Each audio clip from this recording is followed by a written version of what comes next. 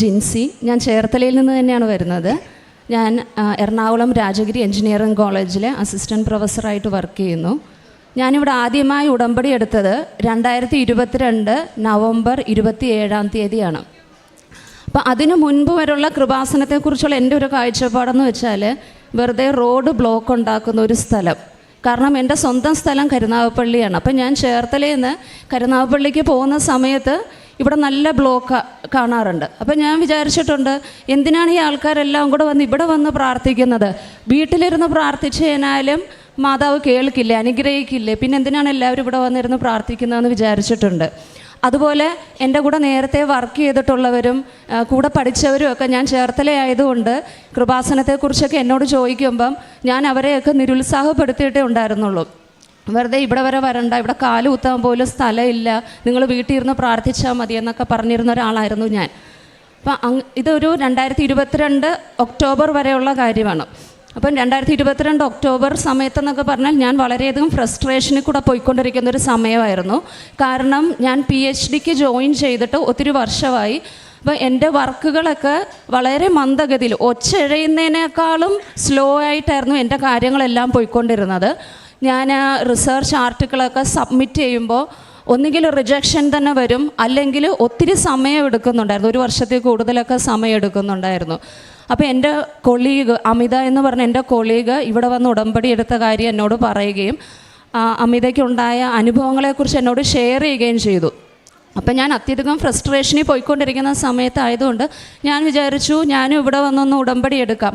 അപ്പോഴും എനിക്ക് ഉടമ്പടിയെക്കുറിച്ച് വലിയ കൂടുതൽ ധാരണയൊന്നുമില്ല. അമിത പറഞ്ഞുള്ള കുറച്ച് കാര്യങ്ങൾ മാത്രമേ അറിയുള്ളൂ. അങ്ങനെ ഞാൻ ഇവിടെ വന്നു നവംബർ 27. അപ്പം അന്ന് രാവിലെ ഇവിടുത്തെ കുർബാനയിൽ ഞാൻ കൂടുകയായിരുന്നു. അപ്പം ഞാൻ ഈ ഭാഗത്തായിട്ട് ഇങ്ങനെ നിൽക്കുകയായിരുന്നു. അപ്പം ഞാൻ രാവിലത്തെ ബ്രേക്ക്ഫാസ്റ്റ് കോളേജിൽ ചെന്നിട്ടാണ് കഴിക്കാറ്. ഒരു 8:30 ശേഷമാണ് കഴിക്കാറ്. അപ്പം എനിക്ക് ഫുഡ് രാവിലെ കഴിച്ചില്ലെങ്കിൽ വലിയ കുഴപ്പമൊന്നും ഇല്ലാത്ത ഒരാളാണ്.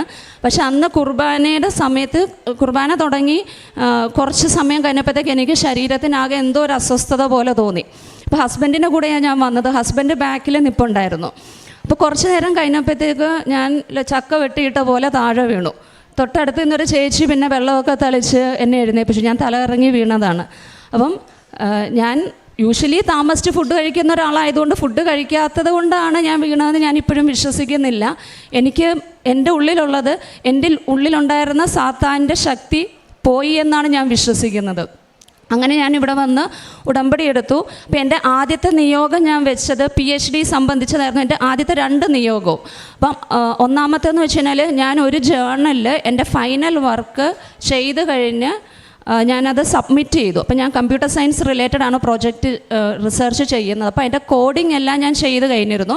അപ്പോൾ ഈ പേപ്പർ പബ്ലിഷ് ആയാൽ മാത്രമേ നമുക്ക് ബാക്കി മുന്നോട്ട് പോകാനായിട്ട് സാധിക്കുള്ളൂ. അപ്പം ഞാൻ ഈ പേപ്പർ അയച്ചിട്ട് 1 വർഷത്തിൽ കൂടുതലായി അത് സ്റ്റിൽ റിവ്യൂ പ്രോസസ്സിൽ തന്നെ ഇരിക്കുകയായിരുന്നു. അപ്പോൾ ഞാൻ ഇവിടെ വന്ന് ആദ്യത്തെ നിയോഗം വെച്ചത് എൻ്റെ ഈ പേപ്പർ ഒന്ന് അക്സെപ്റ്റ് ആകണം. കാരണം ഇത് റിജക്റ്റ് ആയാൽ പോലും പിന്നെ റീവർക്ക് ചെയ്ത് പിന്നെ സബ്മിറ്റ് ചെയ്യാൻ പിന്നെയും വർഷങ്ങൾ പോയിക്കൊണ്ടേയിരിക്കും. അപ്പോൾ ഓൾറെഡി കുറച്ചധികം വർഷം പോയി. അപ്പം ഞാൻ മാതാവിനോട് പറഞ്ഞു, അത് അക്സെപ്റ്റ് ആക്കി തരണേ മാതാവേ എന്ന് പറഞ്ഞു. പിന്നെ രണ്ടാമത്തെ PhD റിലേറ്റഡ് ആയിട്ട് വെച്ചത് എൻ്റെ PhD പ്രോസസ്സ് എത്രയും പെട്ടെന്ന് കംപ്ലീറ്റ് ആക്കി തരണേന്നായിരുന്നു. ഞാൻ കൃപാസനത്തിൽ വന്ന് ഉടമ്പടി എടുക്കുന്നതിന് മുൻപ് വരെ വളരെ സ്ലോയി പോയിക്കൊണ്ടിരുന്ന എൻ്റെ റിസർച്ചിൻ്റെ കാര്യങ്ങളെല്ലാം മാതാവ് എന്നെ ഒരു ഫ്ലൈറ്റ് കയറ്റി വിട്ട പോലത്തെ ഫീലായിരുന്നു എനിക്ക് അതിന് ശേഷം. കാരണം എനിക്ക് അതുവരെ ഉണ്ടായിരുന്ന പബ്ലിക്കേഷനുകൾ വെച്ച് എനിക്ക് മുന്നോട്ട് പോകാൻ പറ്റുമോ എന്ന് ഞാൻ എൻ്റെ ഗൈഡിനോട് ചോദിച്ചപ്പോൾ ഗൈഡ് പറഞ്ഞു, ഇല്ല, ഇതുകൂടെ ആയിക്കഴിഞ്ഞാൽ മാത്രമേ മുന്നോട്ട് പോകാൻ പറ്റുള്ളൂ എന്ന് പറഞ്ഞു. ഈ അയച്ച പേപ്പർ കൂടെ വന്നാൽ മാത്രമേ മുന്നോട്ട് പോകാൻ പറ്റുള്ളൂ എന്ന് പറഞ്ഞിരുന്ന ഗൈഡ് ഞാൻ നവംബർ അവസാനം എടുത്ത ഉടമ്പടിക്ക് ശേഷം ഒരു ഡിസംബർ അവസാനമായപ്പോൾ എൻ്റെ ഗൈഡ് എന്നെ ഇങ്ങോട്ട് വിളിച്ചിട്ട് പറഞ്ഞു, നമുക്ക് മുന്നോട്ട് പോകാം, എന്തായാലും പേപ്പർ സബ്മിറ്റ് ചെയ്ത സ്ഥിതിക്ക് അതിൻ്റെ ബാക്കി പ്രോസസ്സെല്ലാം ഈ ബാക്കി കാര്യങ്ങൾ ചെയ്യുമ്പോഴത്തേക്ക് വന്നുകൊള്ളും, എന്തായാലും മുന്നോട്ട് പോകാമെന്ന് പറഞ്ഞു. അതോടെ ബാക്കി പ്രീ സിനോപ്സിസ് ഇങ്ങനത്തെ കാര്യങ്ങളെല്ലാം വളരെ വേഗത്തിൽ തന്നെ നടന്നു. പിന്നെ തീസിസ് സബ്മിറ്റ് ചെയ്തതെന്ന് പറഞ്ഞു കഴിഞ്ഞാൽ യൂഷ്വലി ഒരു മിനിമം 3 months 6 months അല്ലെങ്കിൽ 1 വർഷത്തിൽ കൂടുതൽ തീസിസ് റിവ്യൂ ചെയ്യാൻ സാധാരണ എടുക്കാറുണ്ട്. അപ്പോൾ ഞാൻ തീസിസ് സബ്മിറ്റ് ചെയ്തത് ഒക്ടോബർ 17 2023. അപ്പോൾ ഞാൻ മാതാവിൻ്റെ അടുത്ത് പറഞ്ഞു, മാതാവേ സമയം ഒത്തിരി എടുക്കാറുണ്ട് എല്ലാവർക്കും തീസിസ് റിവ്യൂ ചെയ്ത് കിട്ടാനായിട്ട്.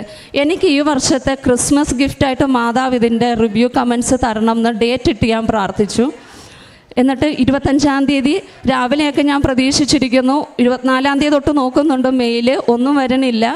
25-ാം തീയതി ഉച്ച കഴിഞ്ഞപ്പം എൻ്റെ ഗൈഡ് എന്നെ വിളിച്ചിട്ട് പറഞ്ഞു, ജിൻസിക്ക് ഒരു ക്രിസ്മസ് ഗിഫ്റ്റ് ഉണ്ട്, റിവ്യൂ കമൻസ് വന്നിട്ടുണ്ട്, വലിയ ചേഞ്ചസ് ഒന്നുമില്ല, അവിടുത്തെ ഉടനെ തന്നെ ഓപ്പൺ ഡിഫൻസ് നടക്കും എന്ന് പറഞ്ഞു. ഈ കഴിഞ്ഞ ഒരാഴ്ചയ്ക്ക് മുന്നേ ഫെബ്രുവരി 26-ാം തീയതി എൻ്റെ ഓപ്പൺ ഡിഫൻസ് നടന്നു. എനിക്ക് ഡോക്ടറേറ്റ് ഡിഗ്രി ലഭിച്ചു.